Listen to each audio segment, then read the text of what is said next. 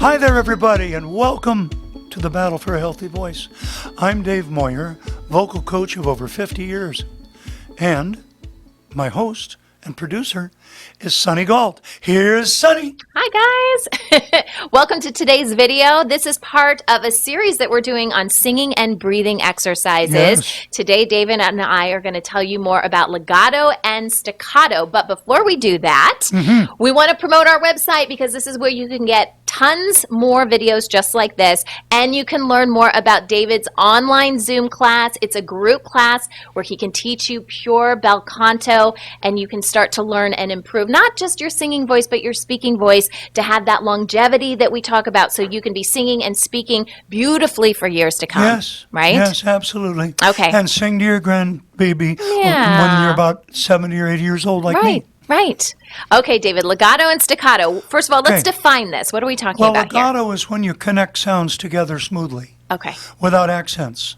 And legato is a concept which is used instrumentally as well as vocally. Now it's interesting. I call the vocal voice an instrument. So, but Right. most people that talk about it say, well, there's instrumental and then there's vocal. Well, you know what? The voice is an instrument, and if you don't teach it and learn it as an instrument, you're going to have a lot of problems with it anyway. So legato is smooth. An example would be, under the spreading chestnut tree, the village smithy stands. A smith, a mighty man is he, with large and sinewy hands. Or else, singing, it might be, under the spreading chestnut tree, the village smithy stands. But staccato would be, under the spreading chestnut tree. It's where you push from your intercostal muscles and you do little puffs of pitch. Okay. Now, we use this when we're trying to train the upper gears of a voice, especially one that's done a lot of compression, and we're trying to get them to understand there are about 5 or 6 gears in a voice when you learn it. And when I talk to people who teach the twisted or the kind of the corrupted, like you say that it's corrupted, the version of bel canto, they would tell me, no, there's only 2 gears, there's head and chest. That's a good start, but it's not correct. There are about 6 gears, and you learn to meld them. So what we do is, as we sing the pentatonic scale, which you look up on the videos on YouTube, how to sing a 5-note scale and warm your voice with it. You start with like an H in front of an E, and you go, he,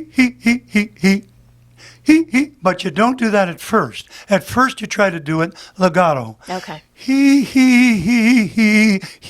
Now, why would you start with legato as Well, opposed to legato staccato? keeps the bands from doing what often we experience as we call it a glottal stroke, which means they smack together. Okay. Now, the H will almost always avoid that. But if you told somebody to sing a 5-note scale and not with the H, and they're not trained, they're going to go like this.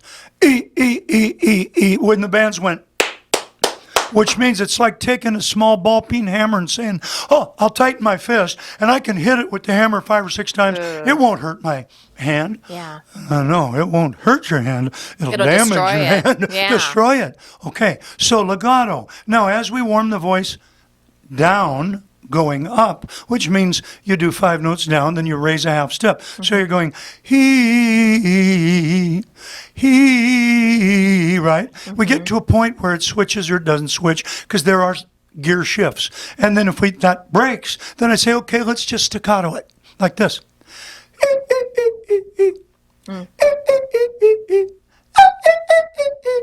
And if you try to sustain it, well, how many hundreds of hours have you spent singing or talking up here? Hello, Sonny. How are you? The Mickey Mouse voice. Yeah, I learned from Enrico Caruso's book and his doctor. Yeah. If you can speak it, you can sing it. So I learned that speaking it on the breath produces in longevity singing on the breath. So that's why you have to speak on the breath. If you don't, you can't build the voice, because in your practice, private practice, whether you legato or staccato, you're going to be compressing. You've got to learn the difference between speaking on the breath, which I'm doing as best as I can now with my 3 surgically operated on voice and what's left over, but I still have my gears up high. And that's legato, staccato. Legato, staccato.